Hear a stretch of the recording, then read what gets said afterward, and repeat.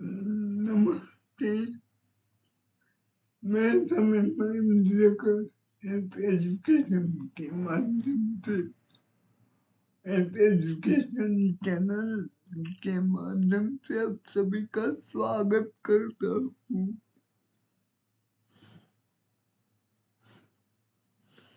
जिसमें एक बहुत महत्वपूर्ण विषय भारतीय इतिहास के बारे में संपूर्ण जानकारी मैं आपको देने वाला हूँ। आशा करता हूँ आपको कोई भी पुस्तक आपको पढ़नी नहीं पड़ेगी। इसकी पूरी डिटेल मैं चर्चा करूँगा इस भाग में। भारतीय इतिहास जो 3 खंडों में विभाजित है। पहला प्राचीन, जिसमें सिंधु सभ्यता, हड़प्पा, मोहनजोदड़ो आते हैं, और पाषाण युग का युग और पत्थरों का काल आता है। और उसके बाद वैदिक सभ्यता,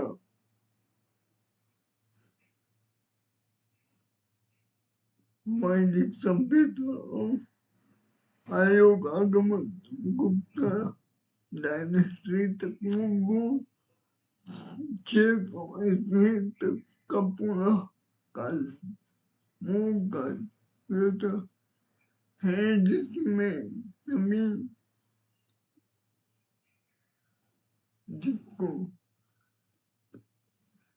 ऐतिहासिक काल कहा जाता है।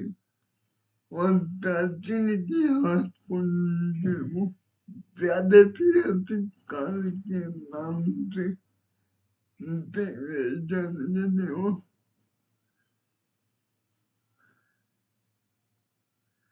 जब हम मॉडर्न सबसे पहले मॉडर्न हिस्ट्री की सबसे पहले हम ब्रिटिश शासन की भारत में ब्रिटिश शासन की भारत में ब्रिटिश शासन की बात कर लेते हैं। तो ब्रिटिश शासन, ब्रिटिशों का आगमन, ब्रिटिश व्यापारियों का भारत में कैसे फिर ब्रिटिश व्यापारी भारत में कैसे व्यापार करने के लिए इंटेंशन से आते हैं। उनका 1742 तक जो है वो इंटेंशन कैसे उनका चेंज होता है, और धीरे बाद वो सब साम्राज्यवाद की ओर बढ़ते चले जाते हैं। अग्रसर होने लगते हैं। और बाद में भारत की कैसे उनके शासनकाल में भारत की कैसे अवनति, देश की कैसे अवनति होती है, पर मैं फोकस करेंगे वे कैसे वो भारत में, मतलब कैसे वो भारत को लुटते हैं, भारतीयों का वो भारतीयों का शोषण कैसे करते हैं। और वो तब तब भारतीयों के खिलाफ कैसे लड़ते हैं आते पत्तन मन से वो स्वतंत्रता संग्राम से वो 1857 से उसका प्रारंभ होता है और कैसे ब्रिटिशों को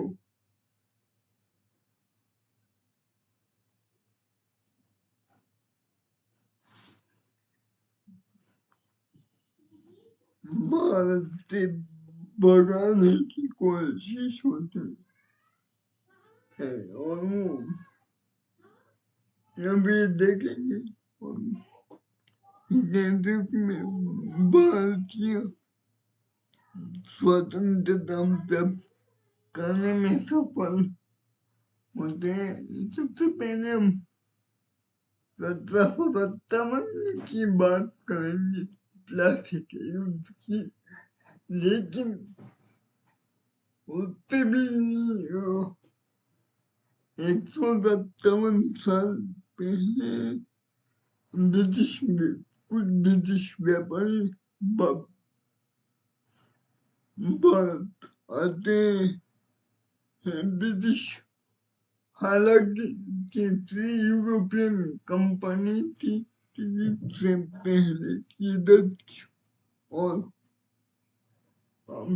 डच और पुर्तगाली भारत में आ चुके थे। हालांकि हम उनकी बात नहीं करेंगे कि हम किसी और जो मॉडर्न जो मध्य कालीन भारत के जब मैं स्टार्ट करूंगा तो उसके बारे में मैं कवर करूंगा। तो फिर सबसे पहले शुरू करते थे 1608 में थे। तो पहले देखते हैं किन किन कारणों से ब्रिटिश भारत में आए थे। भारत से इन पैसे हो गए थे, यानी कि भारत की का हम British fascinated by India. How did they fascinated by India? तो फिर इसका सबसे बड़ा कारण है प्रमुख कारण जो कि 1300 ईस्वी सन 1300 में जो है वो ईस्वी सन 1300 में यूरोप में औद्योगिक क्रांति होती है। उस क्रांति से जो वो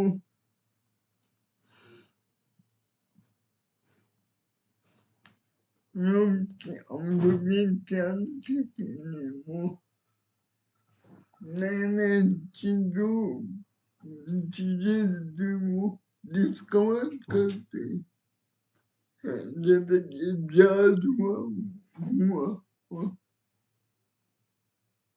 जैसे कि जहाज निर्माण और भी कई चीजें वो डिस्कवर करते हैं, जैसे कि रेलवे, जैसे कि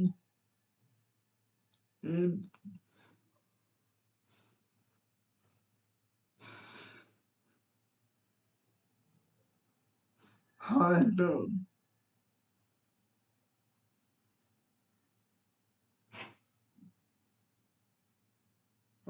खास तौर पर जैसे कि कपड़ा बनाने वाली मशीन जो थी वो बनाने थे।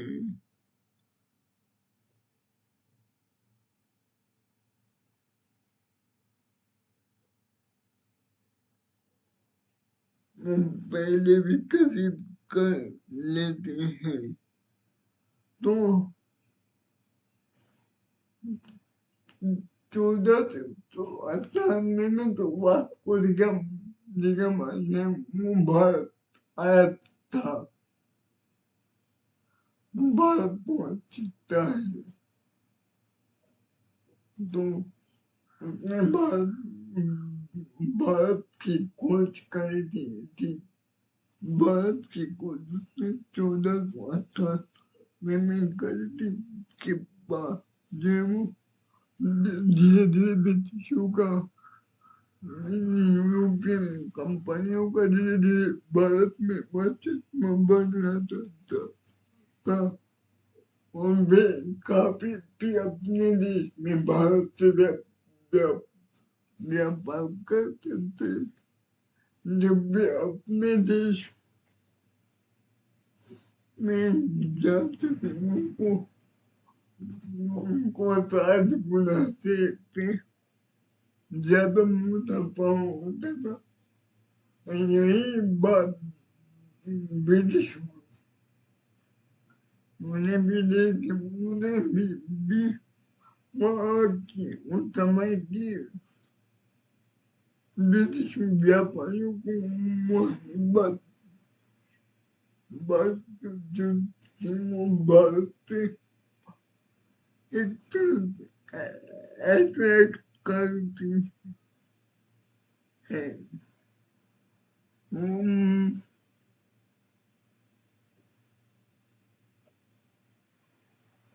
वो वहाँ की ब्रिटेन की चिपू समय की तकरीबन 1601 तक जो थी वो 1500 के एंड में यानी 1588 में जो इंग्लैंड की रानी थी वो एलिजाबेथ वन थी, उनपे भी पीछे पड़ जाती है ब्रिटेन के प्रबल की। हमें भी भारत से व्यापार करना है और हमें भी इसका मुनाफा होगा। तो भी रानी पहले पहले भारत में पहले शायद पहले भारत में ब्रिटिश ईस्ट इंडिया कंपनी का की स्थापना नहीं हुई यानी कि वो लॉन्च नहीं हुई थी, वो ब्रिटेन में लॉन्च की गई थी। कुछ इतिहासकारों का यह मानना है कि भारत में जो है वो पहली ईस्ट इंडिया कंपनी की लॉन्च 1602 ईस्वी में east India company launch Bharat में लॉन्च हुई थी। ऐसा नहीं है क्योंकि अलग इतिहासकारों का अलग अलग मानना है।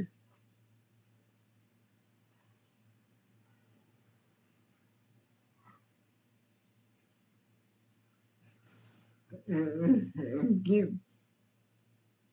भारत में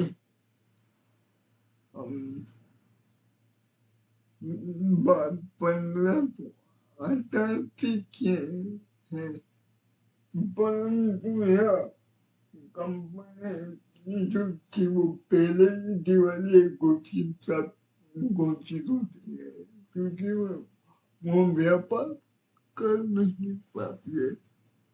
अरब सागर से जो व्यापारी भारत के लिए रवाना होते हैं वो जहाज से भारत के लिए रवाना किए जाते हैं, वो वापस आते हैं वापस अपने देश आते हैं। दूसरी बात फिर भी वो वो भारत के लिए रवाना किए जाते हैं, लेकिन बाहर की तबीयत में आकर के वो जहाज जो तबाह हो जाते हैं। ऐसी असफलता को देखकर खिलाड़ी का राजी इनकार कर देती है।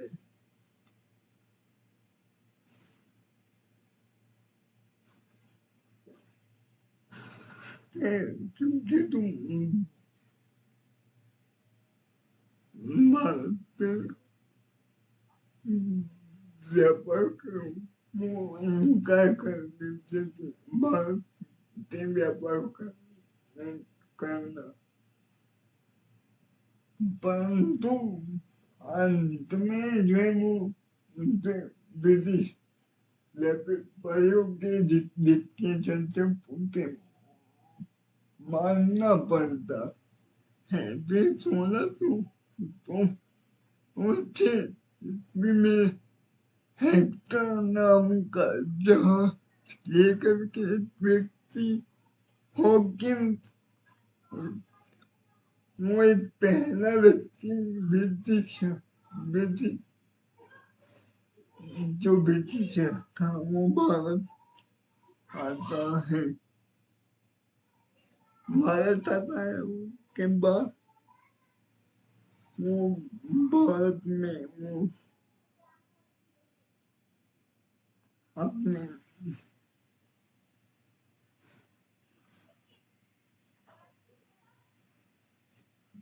भारत आता है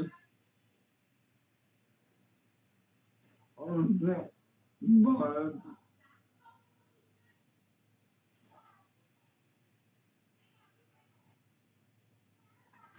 भारत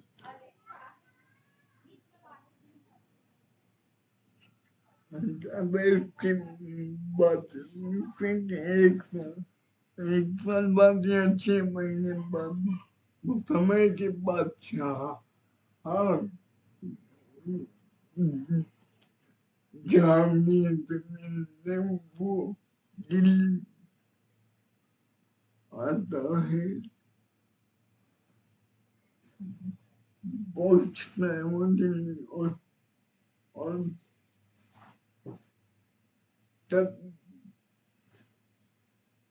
इसके बाद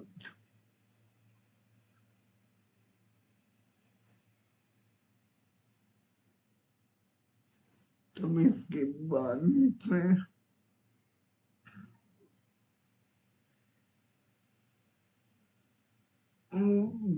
वो जहांगीर जो था उसका भव्य स्वागत करता है, उनके गले लगाता है।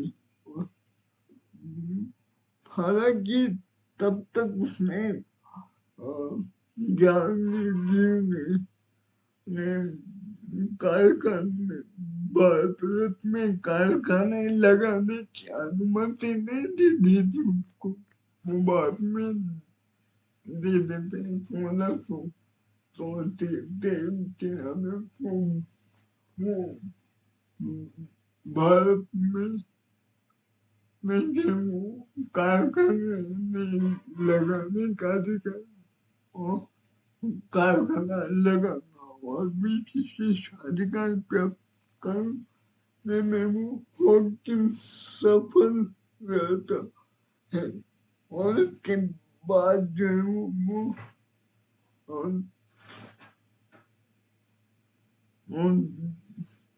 और एक अपना जो है वो ब्रिटिश अधिकारी को बुलाने की अनुमति मांगता है। तो वो जहांगीर को दे देता है। जहांगीर को भी क्या पता था कि ये पहले ये व्यापारी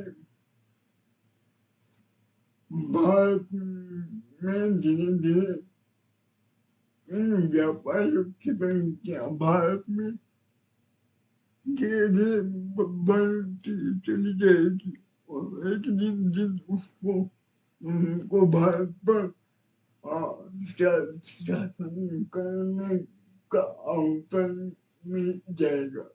तो जहांगीर बीबी की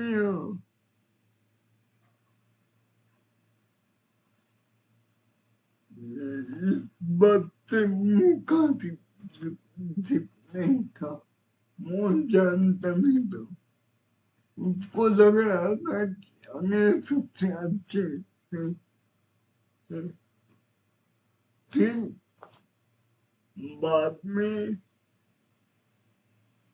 जब 1614 ईस्वी में जिस दूसरा अंग्रेज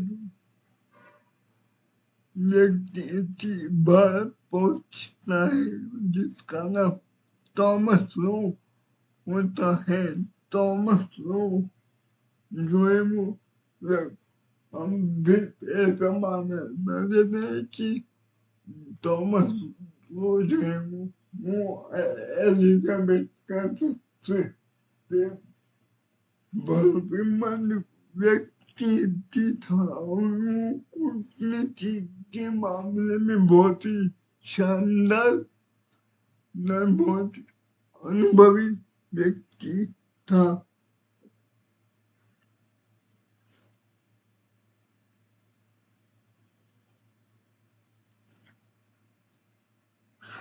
तो फिर थॉमस लो को एम्बेसडर के तौर पर वो भारत आता है। वो जहांगीर के दरबार में एम्बेसडर के तौर पर भेजा जाता है।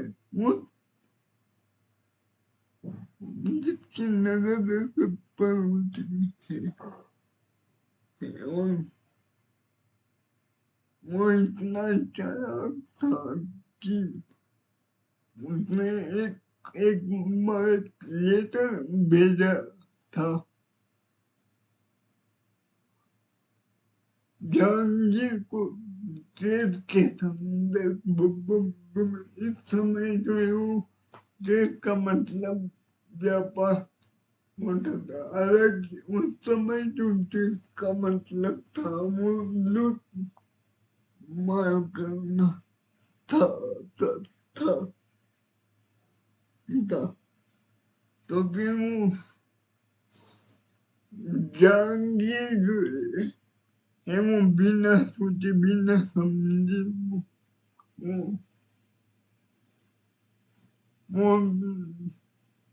अपने तो मजदूर के ट्रेड वाले लेटर पर सिग्नेचर कर देता है। हालांकि जहांगीर को इंग्लिश करना नहीं था, यानी कि इंग्लिश को पढ़ने नहीं आती थी। वो दरबारी इंग्लिश उसने वो पढ़ने को कहता है और वो थॉमस को पहले वैसे अवगत था। थॉमस को पहले से ही जानता था कि राजा को इंग्लिश नहीं आती और किसी अपने किसी दरबारी से लेटर को पढ़ने को कहेगा। इसके माध्यम इंग्लिश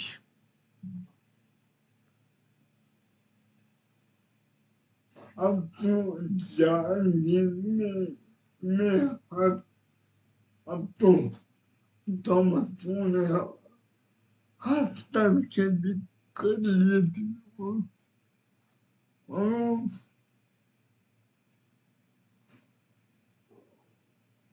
बादशाह का दिखाया हुआ सिग्नेचर,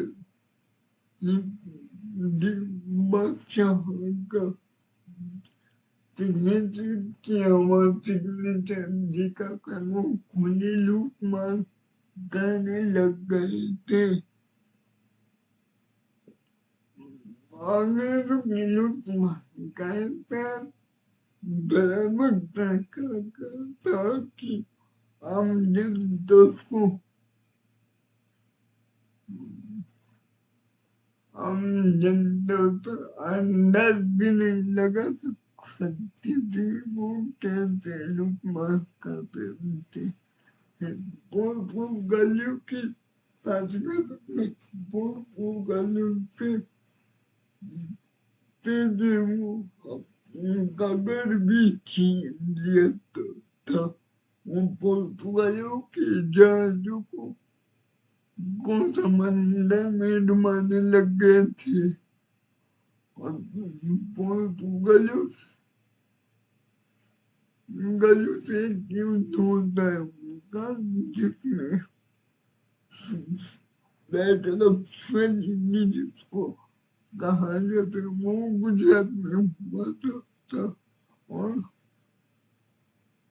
वो जीत भी जाते हैं, जिसमें जिसमें मुख्य नेतृत्व जो है वो थॉमस बेकर था, जिसका मुख्य नेतृत्व ब्रिटिशों की ओर से वो थॉमस बेकर था। अब तक उन्होंने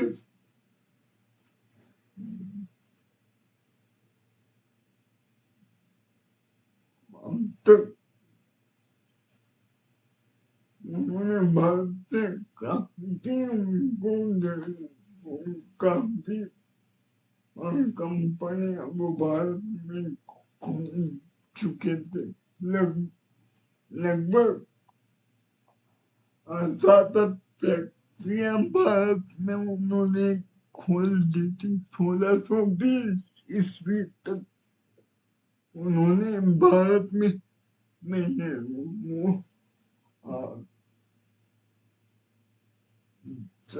700 से ज्यादा फैक्ट्रियां खोल 100 से ज्यादा फैक्ट्रियां वो भारत में खोल चुके थे।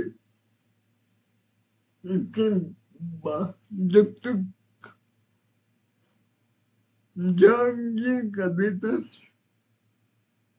शाहजहां भी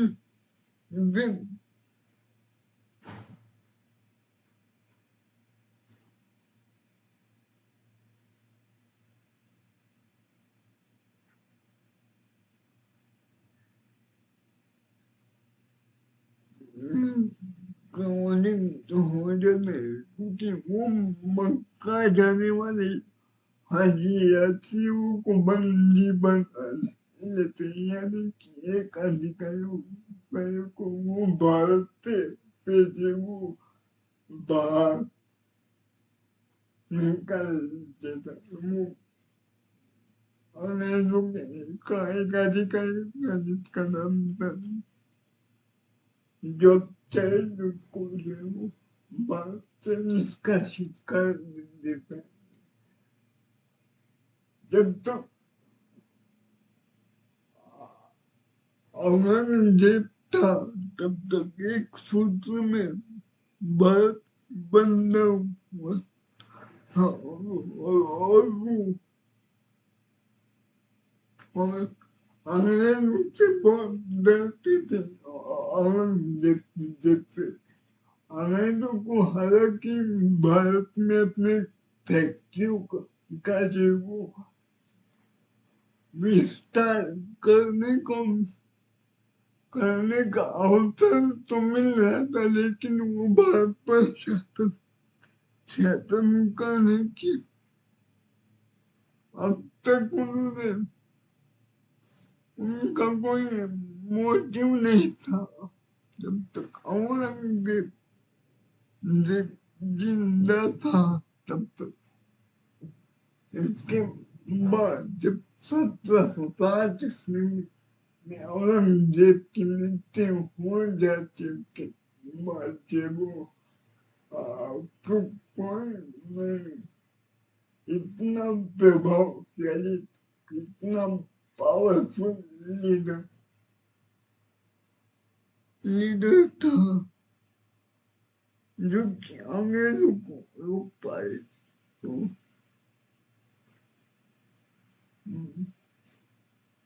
भारत के पूरे टूटने होने अलग थलग पड़ी जाता है भारत।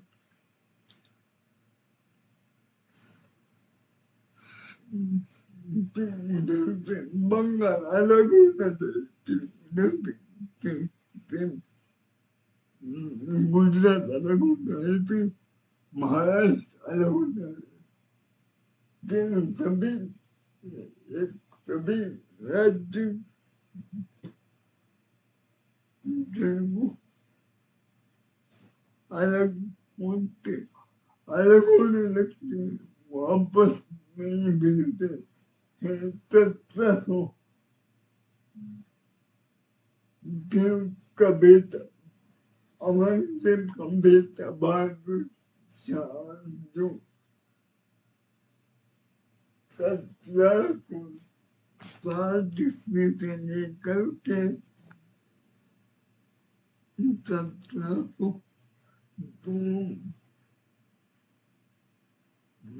13 ईस्वी तक वो रहता है छात्र। फिर उसकी मृत्यु के पश्चात जो है वो फर्रुख शेर जो है वो शासक बन जाते हैं और बंगाल जो है वो एक प्रकार का बहुत ही समृद्ध प्रांत होता है। और वहाँ की जमीन जो थी वो कम उपजाऊ थी। हालांकि उसने जो है फर्रुख शेर जो है वो जो उसने बंगाल को किराए पे दे दिया था ब्रिटिश को, और वो अपना एक अधिकारी भी वहाँ पे नियुक्त करते हैं, जैसे कि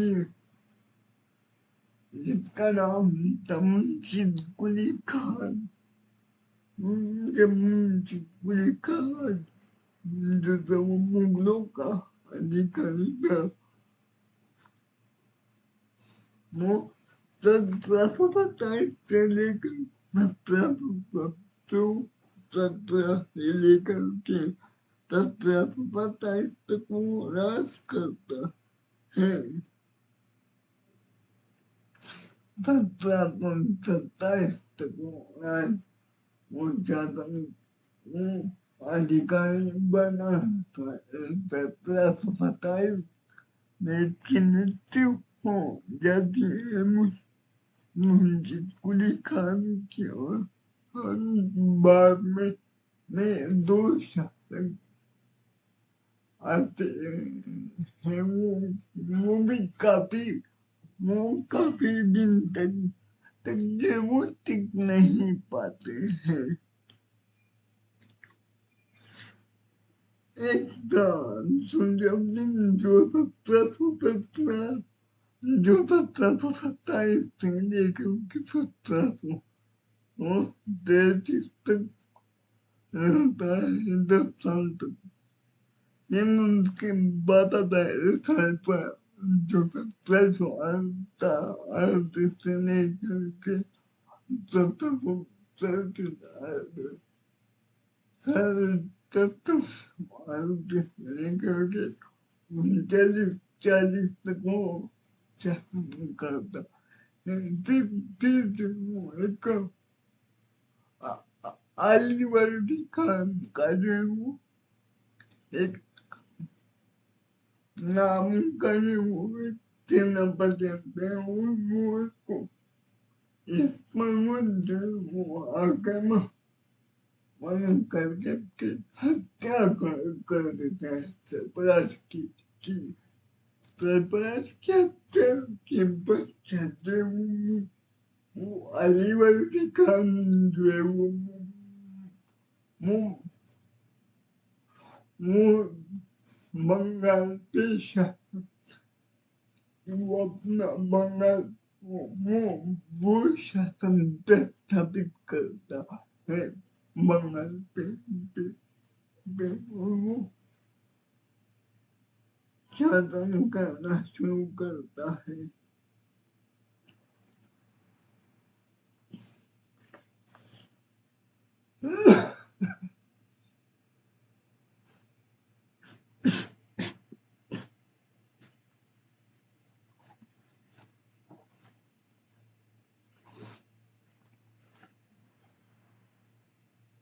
फिर और फिर फतवा को 40 से लेकर के फतवा को 57 तक वो रहता है। फतवा को 56 के दौरान 1756 में अली काम चला जाता है ऊपर अली की मृत्यु हो जाती है। फिर इसके बाद अली खान को कोई बेटा नहीं होता जो कि शासन संभाल सके। कुछ 3 बेटियां थी जिसकी जिनमें से एक बेटी के बेटे का बेटा था जिसका नाम था सिराजुद्दौला जो था पे को शासक बनाया गया था जाता है।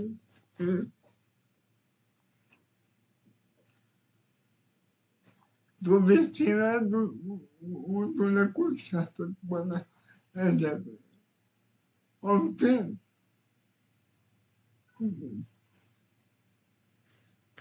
कमान के हाथों में आने के बाद वो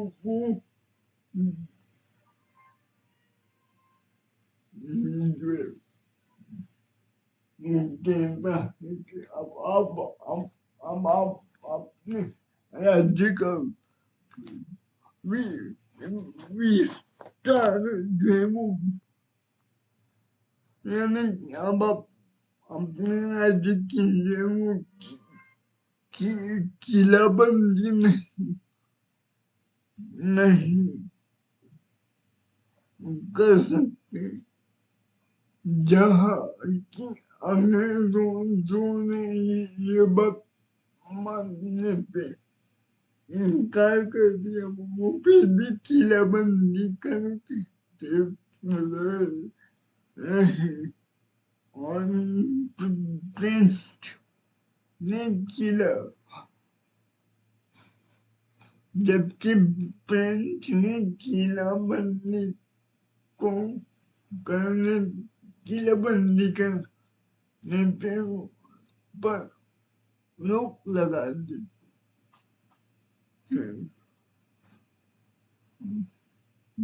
जिसके फलस्वरूप अंग्रेजों को जुलूम का खामियाजा भुगतना पड़ा।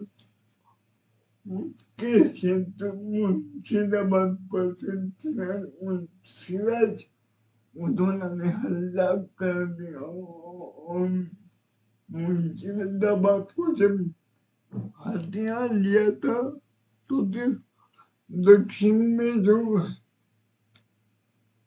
वो ब्रिटिशों का जो प्रमुख था वो तक वो खबर पहुंचती है तो वो कहता है कि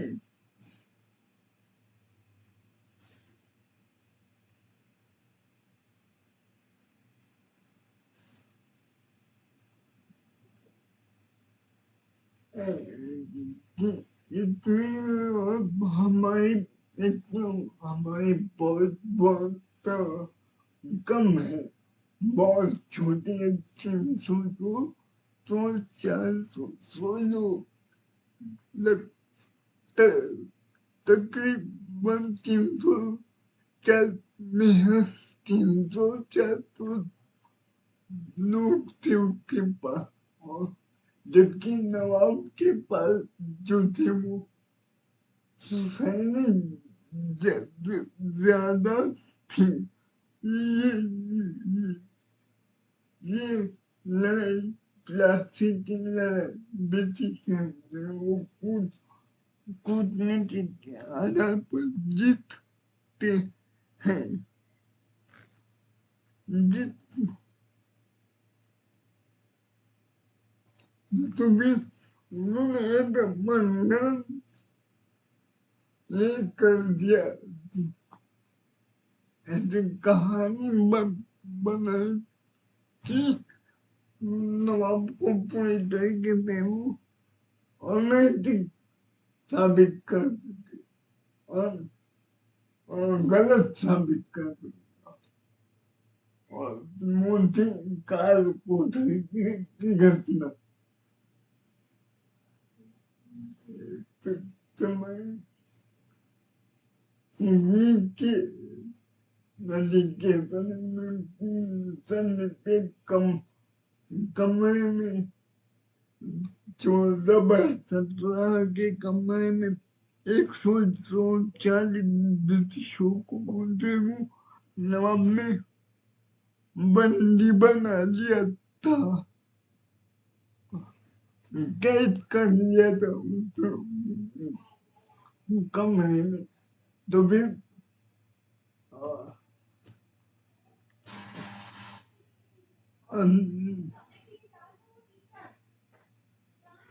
अगले दिन जब वो खोलते हैं तो लगभग 40 ही व्यक्ति जीवित रहते हैं, जिसमें कि बूढ़े, बच्चे और बुजुर्ग सब की मृत्यु हो जाती है। अनैतिक कार्य वो नवाब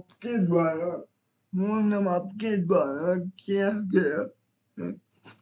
ब्रिटिशर्स को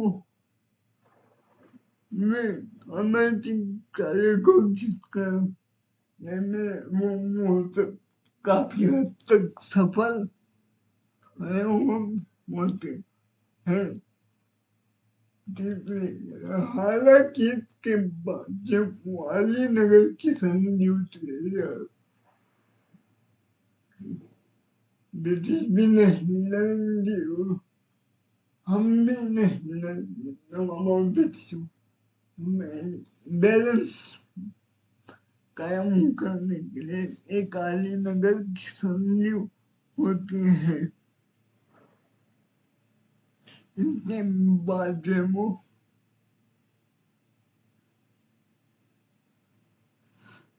जब विशेष करके जब वो नवाब के जो अपने लोग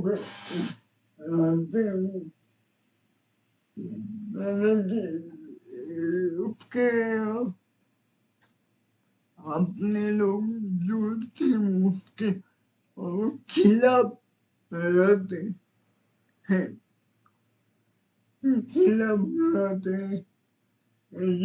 ये बात जब अंग्रेजों को पता चलती है तो अंग्रेजों ने इसका फायदा उठाना शुरू किया था और उनके बहुत मन से और हमें तय करके आते हैं कि वो उनके भरोसे मन सेनापति जो था वो मिर्जाफर था, उसको कॉन्फिडेंस में लेते हैं और उसको कमिट करते हैं कि अब अब तुमसे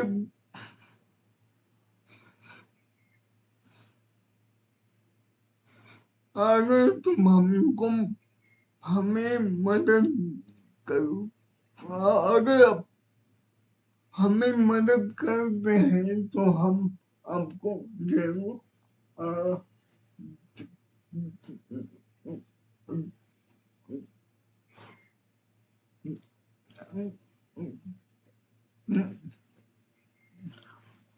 नवा बना लेंगे, गद्दी पर बिठा देंगे, तो फिर वो वो मेरी सफर जो है वो सब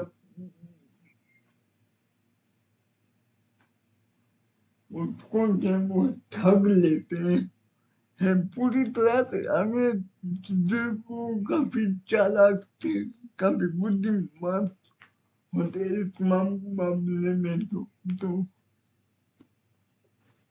फिर उस लड़के जब अपने जुड़े लोग लेकर के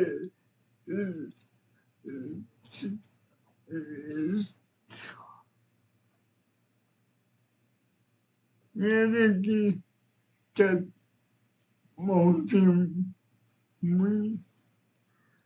मौसी उनके अपने मौसी और कितने जो लोग थे वो उनके खिलाफ होते, और फिर सभी लोगों ने मिलकर उसके खिलाफ युद्ध किया था। प्लासी का युद्ध बंगाल के प्लासी नामक जगह पर 23 जून 1757 को लड़ा गया था। दुबई ने नवाब को तो मिल गया धोखा, और नवाब जब वो भाग गया था, पूरी सेना जो है वो मीर जफर के पास थी। उसने उसने मीर जफर में सेना को भड़का दिया था कि आप देखो वो नवाब के पक्ष में नहीं जाएंगे, ये आप अंग्रेजों के पक्ष में लड़ेंगे, तो फिर नवाब तो भाग गया था। फिर ये युद्ध हुआ ही नहीं था, ये एक षड्यंत्र था, झूठ ब्रिटिशों द्वारा एक षड्यंत्र था। हाँ, हाँ, बड़े ही चाणक्य थे, उन्होंने प्लासी को हथियार ये तो प्लासी का युद्ध उन्होंने जीत लिया था। और उसके बाद जब नवाब हुमायूं की हत्या कर देते हैं ब्रिटिश अधिकारी, तो फिर कैसा लगा आपको ये टॉपिक? तब तक के लिए अब अब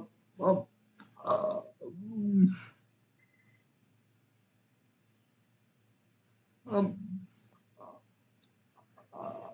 इसके नेक्स्ट टॉपिक में हम जो है वो बक्सर का युद्ध कैसे वो के कारण क्या थे, तो हम सब भी वो हम सब देखने वाले हैं। डिजिटल में मैं आपको इसकी जानकारी दूंगा।